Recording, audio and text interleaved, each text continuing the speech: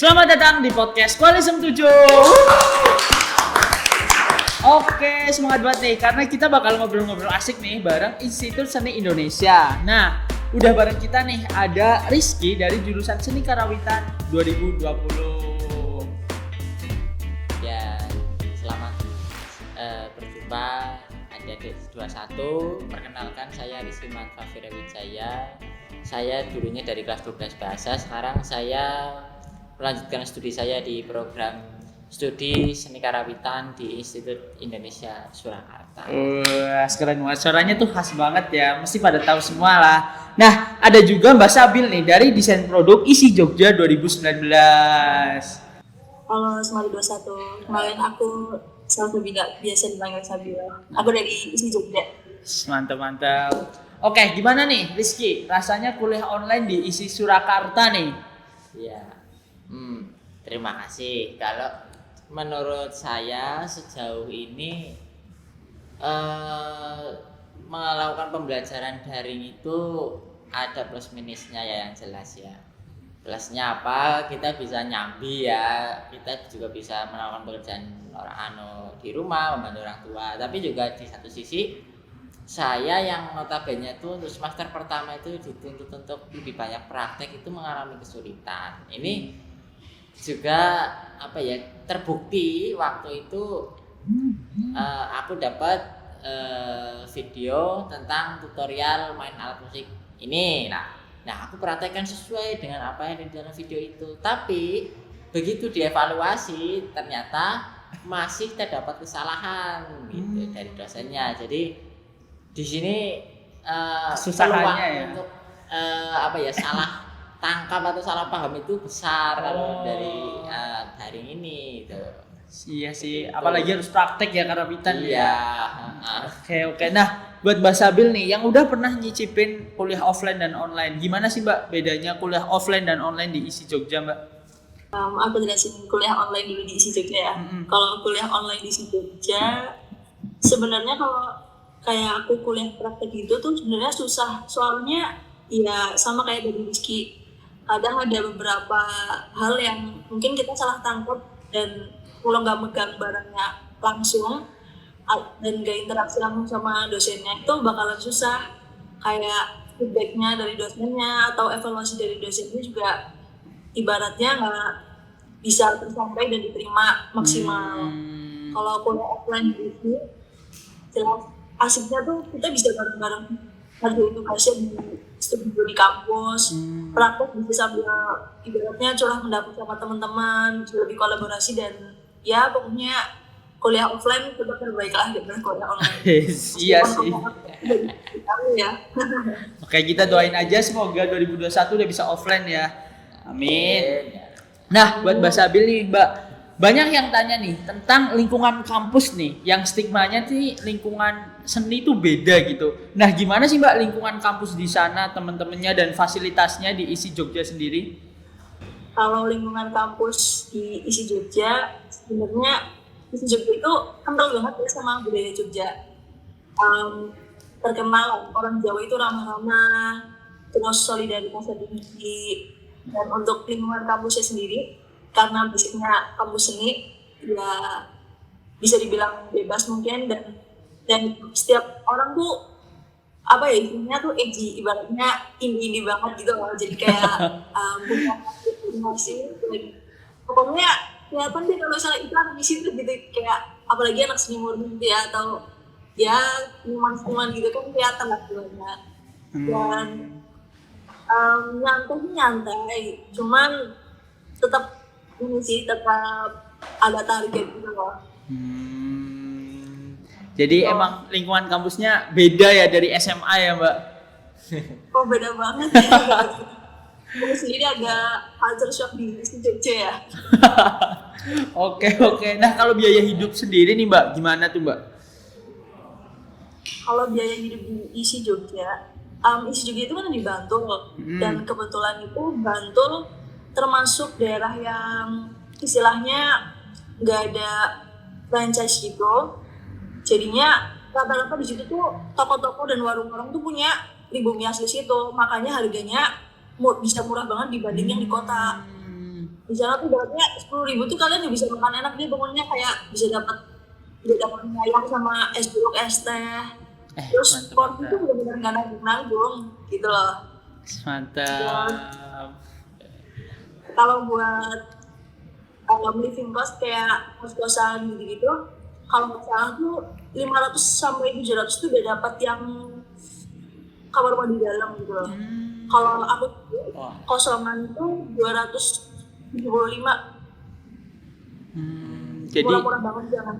berarti murah termasuknya ya, karena di desa ya Mbak. Murah banget. Iya ya, bisa banget pokoknya masih banyak buat sahur-sahur gitu deh. Oke. Lanjut nih Mbak, fasilitasnya gimana nih Mbak yang ada di isi Jogja sendiri nih Mbak? Kalau fasilitasnya diisi banyak banget ya, kayak misalnya ada auditorium, terus ada gerahanya gitu buat pentas-pentas. Terus kalau buat anak musik, aduh aku lupa namanya apa itu, hampir sama kayak auditorium, cuman dia kayak emang buat pentas musik gitulah. Terus ada laboratorium seninya juga, ya terus studio-studio gitu deh. Mantap. Nah, kayaknya asik banget kan kita bisa sekolah di Institut Seni Indonesia. Tapi tuh gimana sih cara masuk ke ISI sendiri? Nah, aku mau ke Rizky nih. Jalur masuk yang ada di ISI apa aja nih? Dan kamu masuk lewat jalur apa? Oh ya, terima kasih. Kalau dari isi sendiri, kalau dari isi Surakarta ya khususnya itu mengadakan sekitar tiga jalur kalau nggak salah. Yang pertama ya SNM, terus habis itu UTBK, SNM, SBM ya yang tahun ini, sama ujian mandiri seperti biasa. Dan waktu itu pernah isi Solo juga mengadakan jalur dari bibit unggul gitu loh. Jadi sendiri mengadakan sendiri, terpisah dari mandiri. Itu pernah, tetapi kalau tahun 2020 kemarin itu nggak ada itu, nggak tahu kenapa alasannya.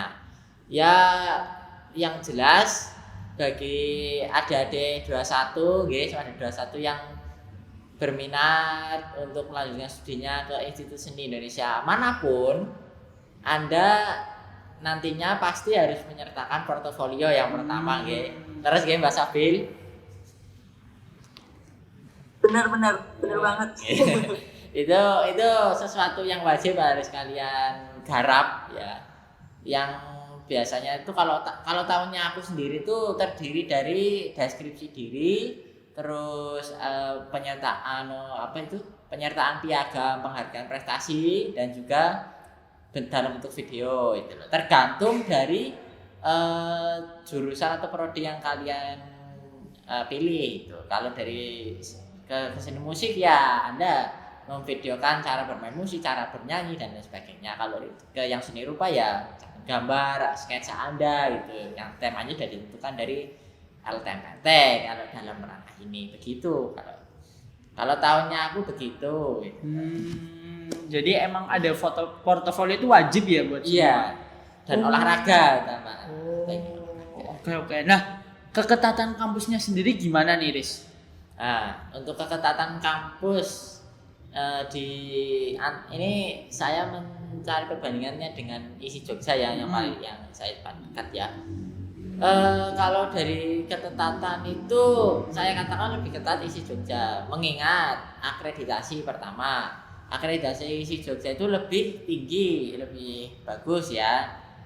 Dan juga mengingat bahwasannya isi Jogja itu lebih luas, cakupan seninya itu lebih luas, tidak hanya terbatas pada lingkup tradisi saja. Dan juga kembali lagi isi Jogja kan terdiri dari 3 akademi yang dijadikan satu. Kalau isi Solo tuh kan memang awalnya itu hanya ada satu, yaitu ASKI, Akademi Seni Karawitan gitu. Jadi kalau dilihat sih ya secara tradisi itu lebih kuat atau lebih condong di isi Solonya itu. Tapi kalau yang seni rupa atau kontemporer itu lebih isi Jogja lebih bagus gitu. Nah tinggal kembali lagi pilihan adik-adik semua itu mau kemana gitu Oh, saja. berarti beda ya ketatan antara isi Jogja dan Surakarta ya. Ya, melihat dari sudut pandang mana dulu gitu, dari seni rupanya atau seni tradian.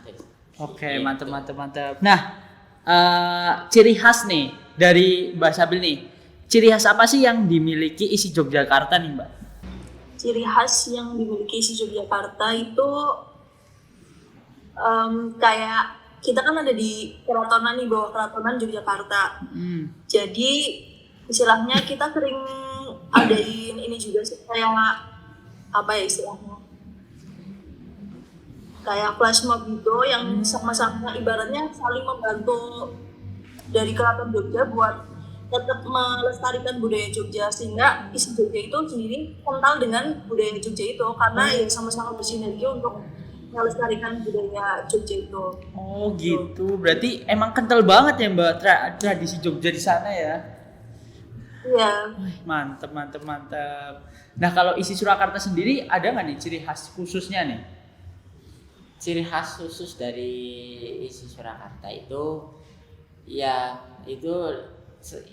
kembali lagi daripada embrionya ya ASKI, Akademi Seni Karawitan Indonesia dulunya ya. Itu lebih kalau dikatakan itu lebih berbasis pada tradisi Keraton Surakarta Diningrat ya. Gitu. Itu yang menjadi ciri khasnya dari baik dari seni tari, seni musik ya karawitannya, dan juga seni pedalangan. Itu memang isi Solo itu bisa dikatakan sih lebih apa ya, bukannya saya itu mendiskreditkan tradisi Jogja, bukan, tapi dalam ranah ini pada kenyataannya kebudayaan tradisi Solo itu lebih bisa penetrasi keluar, itu lebih bisa gitu loh. Nah, jadi ya bisa dikatakan di Amerika tradisi Solo, Jawanya Jawa Solo, di Australia Jawanya Jawa Solo gitu. Nah itu juga dipengaruhi juga apa ya, sifat keterbukaannya tradisi Solo itu menerima pembaruan, namanya tidak apa ya, menolak oleh kebudayaan asing tuh, enggak, mereka tuh lebih terbuka lah gitu. Nah mungkin ya berbanding terbalik dengan Jogja yang memang benar-benar sangat menjaga itu, seperti yang dikatakan Mbak Sabil, budaya Jogja memang sifatnya lebih konservatif ya. Tapi juga di situ juga menjadikan itu endemik, hanya ada di Jogja saja, di wilayah bekas Kasultanan Kayu Jogarta. Mantap. Itu makanya saya tahu loh, Keren itu banget sih. benar atau enggak itu Keren banget, serius. Nah oke nih, nanti aku lama-lama insecure nih kalau ngobrol sama anak institut seni nih. Nah aku langsung aja ke pertanyaan teman-teman anak Sembada 21. Yang pertama, Kak, UKT diisi tuh berapa sih? Dari Mbak Sabil dulu mungkin Mbak, UKT diisi Jogja tuh berapa nih Mbak? Oke, kalau UKT sendiri sebenarnya kalau mau tahu informasi pastinya itu bisa dibuka di PNDC kalau nggak salah. Ada webnya gitu, kayak dari Lampung dan UKT-nya ada di situ. Kalau saya ingatku sih di pas tahunku itu paling tinggi UKT itu 3.200.000 atau 3.600.000 gitu lah. Oh itu paling tinggi Mbak? Itu udah paling iya paling tinggi. Aku juga pertamanya kaget banget, kayak yakin ini paling tinggi, bukan gimana ya, maksudnya aku bandingin sama universitas lain loh. Nah terus tapi itu biasanya tergantung favorit jurusannya sih. Misalnya di kafe itu karena favorit dia dapat UKT paling tinggi itu emang 3 juta sekian. Nah kalau aku itu kalau aku bisa dulu itu paling tinggi 2.600.000 gitu. Ya teman-teman ingat ya.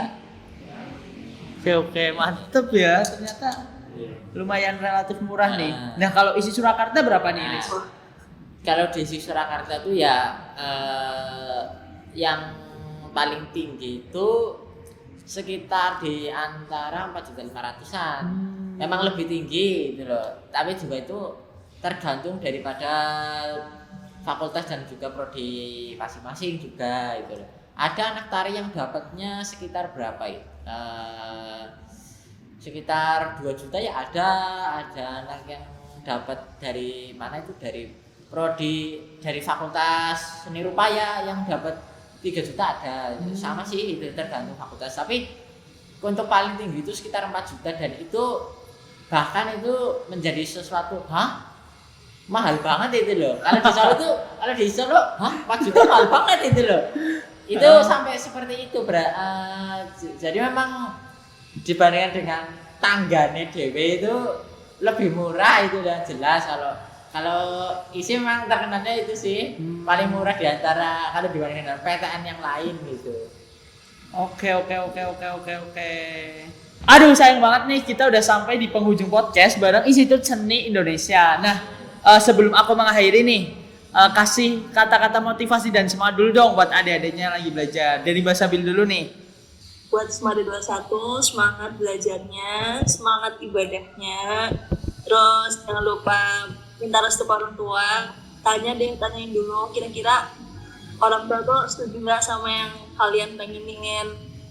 Terus itu intinya tuh selalu minta juga sama yang di atas ya, karena kan semua rencana itu yang punya Tuhan ya, jadi harus tetap utamakan doa, usaha, terus orang tua tuh. Mantap. Kalau Rizky nih gimana nih Ki? Kalau aku pribadi sih ya tidak jauh beda dengan yang Mbak Sabil, tapi ya kalau misal diminta ya mungkin ya aku akan memberikan ya sedikit pesan aja lah buat adik-adik pada 21. Yen wedi ojo wani-wani, yen wani ojo wedi-wedi. Artinya Apa tuh? kalau Anda takut jangan sekali-kali Anda melakukan, tetapi kalau Anda yakin Anda tidak perlu takut untuk melakukannya. Lakukan saja apa yang Anda yakini. Dan jangan lupa ikhtiar, dan juga setelah Anda ikhtiar pasrahkan semuanya pada Allah. Mantap. Ya. Keren banget nih. Oke. Makasih banget nih buat Mbak Sabil, buat Rizky nih yang udah hadir di podcast hari ini. Makasih juga buat adik-adik Semada 21 yang setia dengerin podcast. Dan jangan lupa belajar, selalu berdoa, dan sampai jumpa di podcast-podcast selanjutnya.